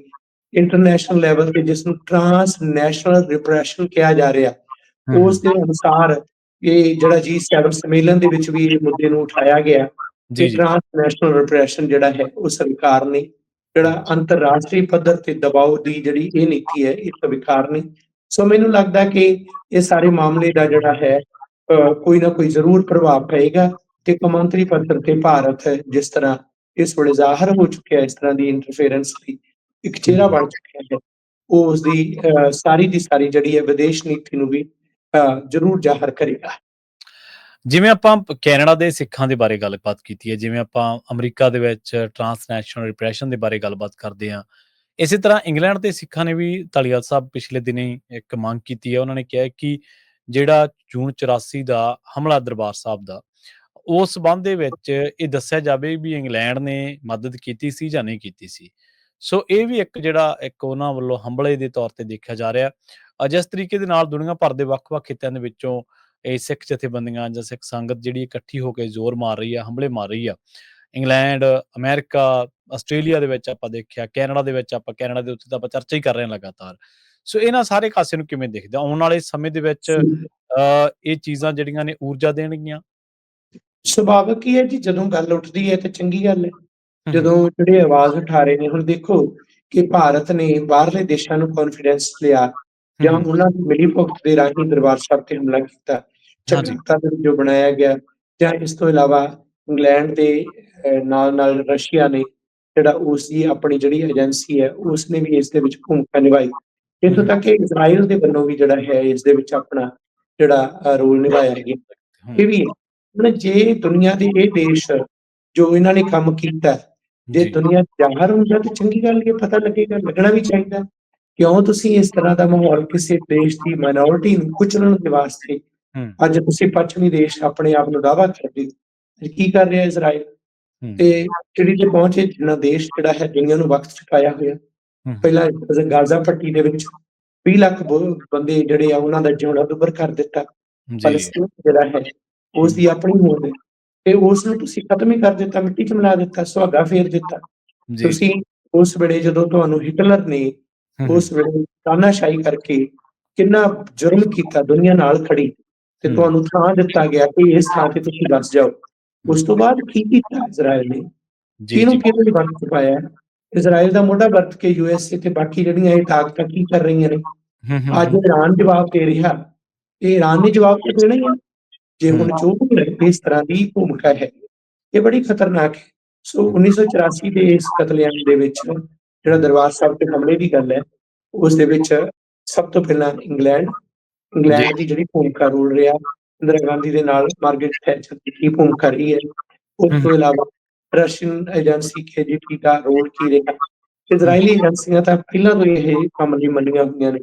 ਸੋ ਇਹਨਾਂ ਸਾਰਿਆਂ ਦੀ ਭੂਮਿਕਾ ਦਾ ਲੋਕਾਂ ਨੂੰ ਪਤਾ ਲੱਗਣਾ ਚਾਹੀਦਾ ਹੈ, ਤਾਂ ਕਿ ਦੁਨੀਆ ਜਾਣ ਸਕੇ ਕਿ ਇਹ ਕਿਸ ਤਰੀਕੇ ਨਾਲ ਮਿਲ ਕੇ ਕਿਸੇ ਵੀ ਕੌਮ ਨੂੰ ਕੁਚਲ ਸਕਦੇ ਨੇ। ਜੀ, ਬਿਲਕੁਲ। ਤੇ ਵੈਸੇ ਤਾਂ ਇਹ ਮੰਨਿਆ ਜਾਂਦਾ ਵੀ ਜਿਹੜਾ ਕ੍ਰਿਮੀਨਲ ਹੁੰਦਾ ਉਹਦਾ ਕੋਈ ਧਰਮ ਨਹੀਂ ਹੁੰਦਾ, ਪਰ ਫਿਰ ਵੀ ਕੈਨੇਡਾ ਦੇ ਵਿੱਚ ਲੰਘੇ ਦਿਨਾਂ ਦੇ ਵਿੱਚ ਕੁਛ ਅਜਿਹੀਆਂ ਖਬਰਾਂ ਸਾਹਮਣੇ ਆਈਆਂ ਜਿਨ੍ਹਾਂ ਦੇ ਵਿੱਚ ਜਿਹੜੀ ਪਛਾਣ ਹੈ ਜਾਂ ਜਿਹੜੇ ਸਰਨੇਮ ਹੈ, ਉਹਨਾਂ ਦੇ ਵਿੱਚੋਂ ਪਤਾ ਲੱਗਿਆ ਵੀ ਇਹ ਨੌਜਵਾਨ ਜਿਹੜੇ ਨੇ ਪੰਜਾਬੀ ਭਾਈਚਾਰੇ ਦੇ ਨਾਲ ਸੰਬੰਧ ਰੱਖਦੇ ਨੇ, ਜਾਂ ਇਹਨਾਂ ਦਾ ਜਿਹੜਾ ਪਛਾਣ ਆ ਉਹ ਸਿੱਖੀ ਤੋਂ ਵੀ ਹੋ ਸਕਦੀ ਹੈ। ਇਹ ਜਿਹੜੀਆਂ ਖਬਰਾਂ ਨੇ, ਇਹ ਜਿਹੜੇ ਮਸਲੇ ਨੇ, ਇਹ ਤੁਹਾਨੂੰ ਲੱਗਦਾ ਹੈ ਕਿ ਜਿਹੜੀ ਆਪਣੀ ਪੁਰਖੇ ਇੱਥੇ 1.5 ਸਦੀ ਤੋਂ ਜੱਦੋ-ਜਹਿਦ ਕਰਕੇ ਜੋ ਇਹਨਾਂ ਨੇ ਨਾਮਣਾ ਖੱਟਿਆ, ਜਾਂ ਉਹਨਾਂ ਨੇ ਜਿਹੜਾ ਇਮੇਜ ਇੱਕ ਐਸਟੈਬਲਿਸ਼ ਕੀਤੀ ਸੀ ਆਪਣੀ ਇਹਨਾਂ ਮੁਲਕਾਂ ਦੇ ਵਿੱਚ, ਉਹਨੂੰ ਢਾਹ ਲਾ ਰਹੇ ਨੇ ਜੀ।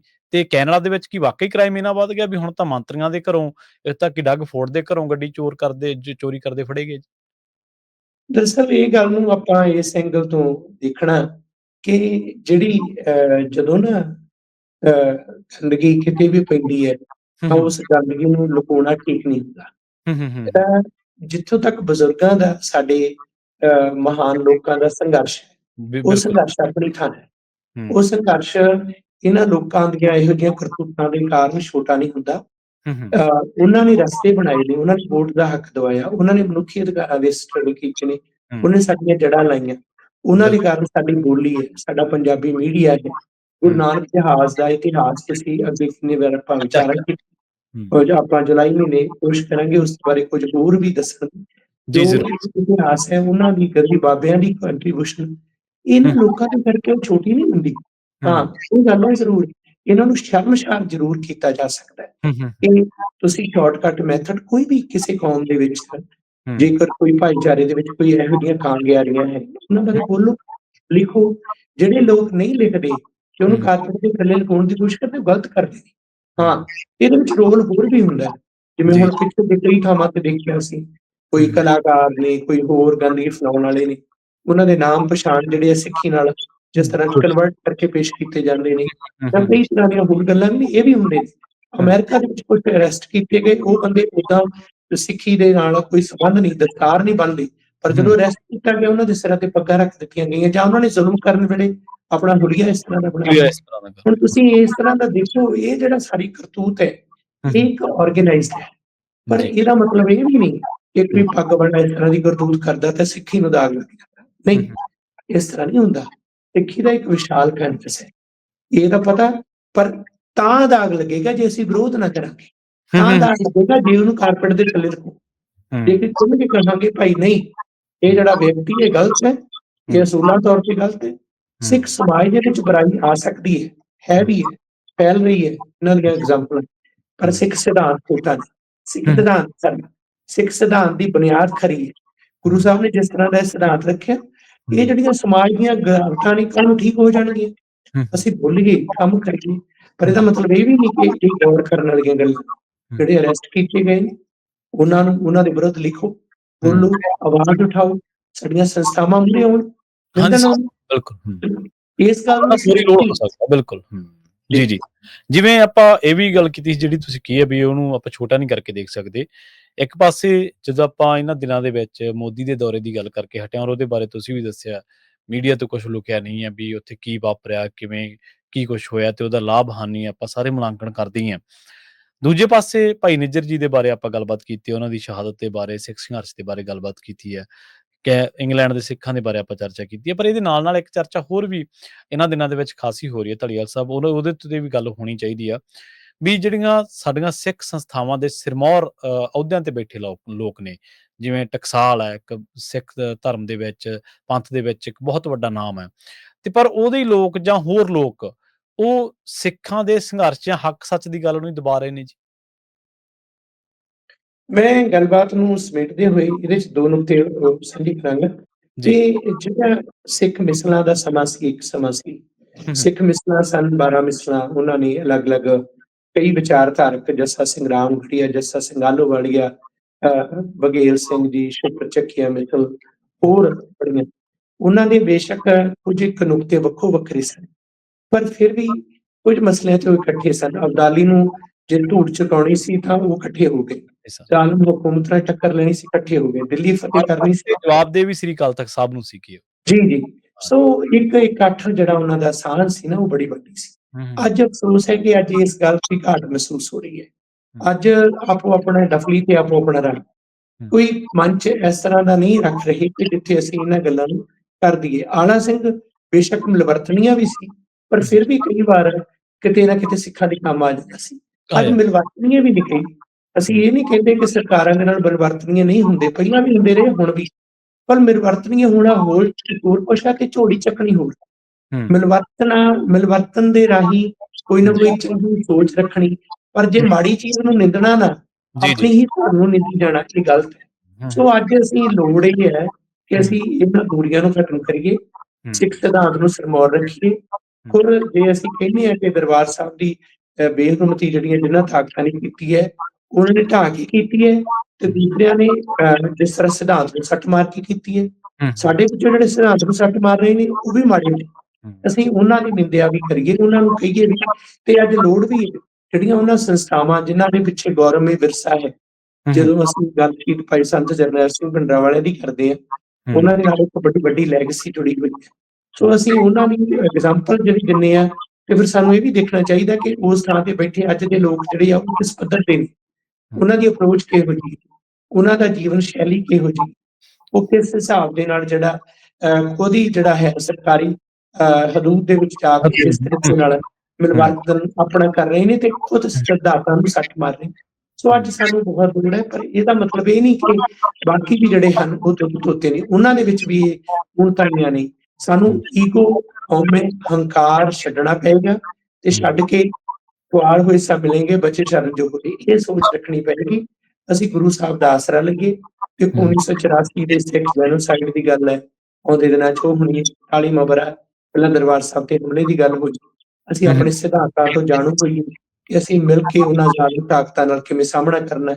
ਸ਼ਹੀਦ ਭਾਈ ਹਰਦੀਪ ਸਿੰਘ ਨਿੱਜਰ ਦੀ ਸ਼ਹਾਦਤ ਵੀ ਸਾਨੂੰ ਸਾਰਿਆਂ ਨੂੰ ਜੋੜਦੀ ਹੈ। ਉਹਨਾਂ ਦੀ ਵਿਲੱਖਣਤਾ ਇਹ ਸੀ ਕਿ ਉਹਨਾਂ ਨੇ ਸਾਰੀਆਂ ਦੂਰੀਆਂ ਖਤਮ ਕਰਕੇ ਸਾਰਿਆਂ ਨੂੰ ਇੱਕ ਮੰਚ ਤੇ ਇਕੱਠਾ ਕੀਤਾ। ਚਾਹੇ ਜੀ, ਕੋਈ ਵੀ ਪੁਰਖ ਇਨਸਾਫ ਦੀ ਲਹਿਰ ਸੀ ਜਾਂ ਧਿਰ ਸੀ, ਹਰਦੀਪ ਸਿੰਘ ਨਿੱਜਰ ਜੀ ਸਾਰਿਆਂ ਨੂੰ ਨਾਲ ਲੈਂਦੇ ਸੀ। ਸੋ ਹੂੰ, ਅਸੀਂ ਇਸ ਤਰ੍ਹਾਂ ਚੱਲੀਏ ਤੇ ਬਾਕੀ ਸਰਕਾਰਾਂ ਨੂੰ ਜਵਾਬਦੇਹ ਬਣਾਈਏ। ਅਸੀਂ ਹੂੰ, ਆਪਸ ਵਿੱਚ ਲੜਨ ਦੀ ਥਾਂ ਤੇ ਜਿਹੜੀ ਸਟੇਟ ਹੈ, ਸਟੇਟ ਦੇ ਨਾਲ ਇਸ ਗੱਲ ਲਈ ਜਵਾਬਦੇਹ ਸਹੀ, ਸਟੇਟ ਸਹੀ, ਨੂੰ ਬਣਾਈਏ, ਨਾ ਹੂੰ, ਕਿ ਇੱਕ ਦੂਜੇ ਦੇ ਖਿਲਾਫ ਆਪਸ ਵਿੱਚ ਹੀ ਜੰਗ ਕਰੀਏ। ਇਹ ਜੀ। ਗੱਤਕੇਬਾਜ਼ੀ ਸਾਨੂੰ ਰੋਕਣੀ ਪਏਗੀ, ਤਾਂ ਹੀ ਅਸੀਂ ਗੁਰੂ ਸਾਹਿਬ ਦੇ ਸਿਧਾਂਤ ਦੇ ਸਹੀ ਪਹਿਰੇਦਾਰ ਅਖਵਾ ਸਕਦੇ ਹਾਂ। ਜੀ, ਜੀ, ਬਿਲਕੁਲ। ਤੇ ਜਾਂਦੇ-ਜਾਂਦੇ ਡਾਕਟਰ ਸਾਹਿਬ ਆਪਾਂ ਇਹ ਗੱਲ ਤੇ ਚਰਚਾ ਜ਼ਰੂਰ ਕਰਦੇ ਚੱਲੀਏ ਵੀ ਜਿਹੜਾ ਮਾਈਕ ਕਾਰਨੇ ਹੈ ਤੇ ਜਸਟਿਨ ਟਰੂਡੋ ਹੈ, ਇਹਨਾਂ ਦੇ ਬਾਰੇ ਦੋਨਾਂ ਦਾ ਜੇਕਰ ਆਪਾਂ ਮੁਲਾਂਕਣ ਕਰਨਾ ਹੋਵੇ ਜਾਂ ਫ਼ਰਕ ਦੇਖਣਾ ਹੋਵੇ, ਜਦੋਂ ਤੋਂ ਮੋਦੀ ਨੂੰ ਸੱਦਾ ਦਿੱਤਾ ਉਦੋਂ ਤੋਂ ਸਿੱਖ ਕਾਰਨੇ ਤੋਂ ਕਾਫ਼ੀ ਨਿਰਾਸ਼ ਜਿਹੜੇ ਨੇ ਉਹ ਹਤਾਸ਼ ਕਹਿ ਲਓ ਜਾਂ ਨਾਰਾਜ਼ ਨਜ਼ਰ ਆ ਰਹੇ ਨੇ। ਜਸਟਿਨ ਟਰੂਡੋ ਨੇ ਤਾਂ ਬਹੁਤ ਆਲਾ ਦਰਜੇ ਦਾ ਇੱਕ ਸਟੈਂਡ ਲਿਆ ਸੀਗਾ, ਉਹਨਾਂ ਨੇ ਤਾਂ ਪਰਵਾਹ ਨਹੀਂ ਸੀ ਕੀਤੀ ਵੀ ਭਾਰਤ ਕਿੰਨਵੀਂ ਅਰਥ ਵਿਵਸਥਾ ਜਾਂ ਕਿਵੇਂ ਵੀ ਆ ਉਹ ਵਿਸ਼ਵ ਗੁਰੂ ਦੀ ਨਹੀਂ ਪਰਵਾਹ ਕੀਤੀ ਸੀ। ਮਾਰਕ ਕਾਰਨੇ ਨੂੰ ਤੁਸੀਂ ਕਿਸ ਤਰੀਕੇ ਦੇ ਨਾਲ ਦੇਖਦੇ ਹੋ? ਅਰਥ ਸ਼ਾਸਤਰੀ ਹੈ, ਹਾਂਜੀ। ਸਿਧਾਂਤਕ ਤੌਰ ਤੇ ਉਸ ਦਾ ਜਿਹੜਾ ਪਹੁੰਚ ਹੈ, ਉਹ ਦ੍ਰਿੜਤਾ ਜੋ ਜਸਟਿਨ ਟਰੂਡੋ ਦੇ ਵਿੱਚ ਸੀ, ਉਹ ਨਹੀਂ ਹੈ। ਹੂੰ, ਉਹ ਹੂੰ। ਜਸਟਿਨ ਟਰੂਡੋ ਇੱਕ ਜਜ਼ਬਾਤੀ ਵੀ ਸੀ, ਪਹਿਰਾ ਦੇਣ ਜਜ਼ਬਾਤੀ। ਵਾਲਾ ਹੂੰ, ਸੀ, ਗੱਲ ਤੇ ਖੜਨ ਵਾਲਾ ਸੀ। ਹੂੰ। ਮਾਰਕ ਕਾਰਨੀ ਦੀ ਜਿਹੜੀ ਇਹ ਪਹੁੰਚ ਹੈ, ਇਹਦੀ ਆਲੋਚਨਾ ਵੀ ਹੋਈ ਹੈ। ਹੋਈ ਸੋ ਆ। ਬਿਲਕੁਲ ਜੀ, ਇਹ ਵੀ ਗੱਲ ਹੈ ਕਿ ਲੋਕਾਂ ਦੀ ਆਲੋਚਨਾ ਦਾ ਉਸਨੇ ਸਾਹਮਣਾ ਕੀਤਾ ਤੇ ਹੁਣ ਵੀ ਅੱਗੇ ਵੀ ਹੋਏਗੀ। ਸੋ ਦੋਨਾਂ ਦੇ ਸੁਭਾਵਾਂ ਦਾ ਫ਼ਰਕ ਹੈ। ਹੂੰ, ਜਿਹੜੀ ਇਸ ਵੇਲੇ ਸਾਡੀ ਸਥਿਤੀ ਬਣੀ ਹੈ, ਉਸ ਦੇ ਵਿੱਚ ਸਾਨੂੰ ਵੀ ਦੇਖਣਾ ਪਏਗਾ ਕਿ ਅਸੀਂ ਲਿਬਰਲ ਪਾਰਟੀ ਨੇ ਹਮੇਸ਼ਾ ਮਨੁੱਖੀ ਅਧਿਕਾਰਾਂ ਨੂੰ ਤਰਜਮਾਨੀ ਕੀਤੀ, ਅੱਗੇ ਰੱਖਿਆ। ਕੰਜ਼ਰਵੇਟਿਵ ਪਾਰਟੀ ਦੇ ਟਰੈਕ ਰੈਕਡ ਇਸ ਤੋਂ ਉਲਟ ਹੈ। ਸੋ ਹੂੰ। ਮਾਰਕ ਕਾਰਨੀ ਨੂੰ ਉਸ ਤੇ ਪਹਿਰਾ ਦੇਣਾ ਹੋਏਗਾ। ਆਪਣੀ ਹੀ ਪਾਰਟੀ, ਆਪਣੇ ਹੀ ਪ੍ਰਧਾਨ ਮੰਤਰੀ, ਆਪਣੀਆਂ ਹੀ ਏਜੰਸੀਆਂ ਤੀਸਰੇ, ਆਪਣੀ ਹੀ ਪੁਲਿਸ ਐਮਪੀ ਉਹਦੇ ਹੂੰ, ਉਲਟ ਨਹੀਂ ਜਾ ਸਕਦਾ। ਹੂੰ, ਬੇਸ਼ੱਕ ਜਿਵੇਂ ਉਹਨੇ ਸੱਦਾ ਦਿੱਤਾ, ਜੋ ਕੁਝ ਕੀਤਾ, ਉਸ ਹੂੰ। ਨੂੰ ਜੇ ਇੱਕ ਪਾਸੇ ਵੀ ਰੱਖ ਦਈਏ, ਤਾਂ ਵੀ ਜਿਹੜਾ ਹੈ ਜਵਾਬ ਦੇ ਲੋਕ ਬਣਾ ਰਹੇ ਨੇ। ਸੋ ਜੀ, ਜੀ। ਇਹ ਗੱਲ ਹੈ ਕਿ ਉਹਦੇ ਸਮੇਂ ਹੋਰ ਵੀ ਪਤਾ ਲੱਗੇਗਾ ਕਿ ਇਹ ਗੱਲ ਅੱਜ ਵੀ ਲੋਕ ਮਹਿਸੂਸ ਕਰਦੇ ਨੇ ਕਿ ਜੋ ਜਸਟਿਨ ਟਰੂਡੋ ਨੇ ਕੀਤਾ, ਉਹ ਮਨੁੱਖੀ ਕਰ ਗਿਆ। ਅਧਿਕਾਰਾਂ ਲਈ ਕੀਤਾ, ਸਿੱਖਾਂ ਲਈ ਕੀਤਾ, ਉਹ ਕੋਈ ਹੋਰ ਨਹੀਂ ਕਰ ਸਕਦਾ। ਜੀ, ਬਿਲਕੁਲ। ਸੋ ਡਾਕਟਰ ਸਾਹਿਬ ਜੁੜਨ ਵਾਸਤੇ, ਇਹਨਾਂ ਗੱਲਾਂ ਬਾਤਾਂ ਦੇ ਵਿੱਚ ਸਾਂਝ ਪਾਉਣ ਵਾਸਤੇ, ਚਰਚਾ ਕਰਨ ਵਾਸਤੇ ਤੁਹਾਡਾ ਬਹੁਤ-ਬਹੁਤ ਧੰਨਵਾਦ ਜੀ।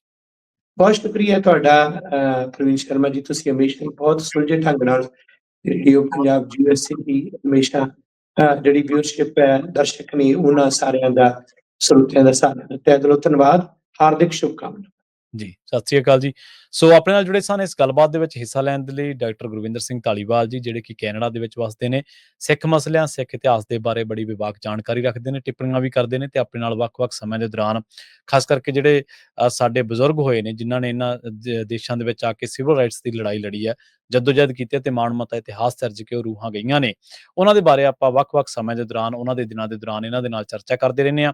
ਤਾਜ਼ਾ ਮਸਲਾ ਸੀਗਾ, ਤਾਜ਼ਾ ਜਿਹੜੇ ਇਸ ਟਾਈਮ ਭਾਰਤ ਕੈਨੇਡਾ ਰਿਸ਼ਤੇ, ਮੋਦੀ ਦੀ ਕੈਨੇਡਾ ਦੀ ਫੇਰੀ, ਇਸ ਦੇ ਨਾਲ-ਨਾਲ ਆਪਾਂ ਭਾਈ ਹਰਦੀਪ ਸਿੰਘ ਨਿੱਜਰ ਜਿਨ੍ਹਾਂ ਦੀ ਬਰਸੀ ਹੈ, ਦੂਜੀ ਬਰਸੀ ਹੈ ਤੇ ਉਹਨਾਂ ਦਿਨਾਂ ਦੇ ਦੌਰਾਨ ਉਹਨਾਂ ਦੇ ਸੰਘਰਸ਼, ਉਹਨਾਂ ਦੀ ਸ਼ਖਸੀਅਤ ਚਿਤਰਨ ਦੇ ਉੱਤੇ ਆਪਾਂ ਚਰਚਾ ਕੀਤੀ ਹੈ ਤੇ ਕੈਨੇਡਾ, ਅਮਰੀਕਾ, ਆਸਟ੍ਰੇਲੀਆ ਤੇ ਵੱਖ-ਵੱਖ ਥਾਵਾਂ ਦੇ ਉੱਤੇ, ਇੰਗਲੈਂਡ ਦੇ ਸਿੱਖਾਂ ਦੀ ਆਪਾਂ ਗੱਲ ਕੀਤੀ ਹੈ ਵੀ ਜਿੱਥੇ ਸਿੱਖ ਹੁਣ ਤਕੜੇ ਹੋਏ ਨੇ ਤੇ ਉਹਨਾਂ ਨੇ ਆਪਣੇ ਤਰੀਕੇ ਦੇ ਨਾਲ ਜਿਹੜਾ ਸੰਘਰਸ਼ਾਂ ਨੂੰ ਆਉਣ ਵਾਲੇ ਸਮੇਂ ਦੇ ਵਿੱਚ ਜਿਹੜਾ ਰਾਹ ਦਸੇਰਾ ਆਉਣ ਵਾਲੀਆਂ ਪੀੜ੍ਹੀਆਂ ਦੇ ਲਈ ਬਣਦਾ ਜਿਹੜਾ ਮਨ ਆ, ਉਹ ਬਣਾ ਚੁੱਕੇ ਨੇ।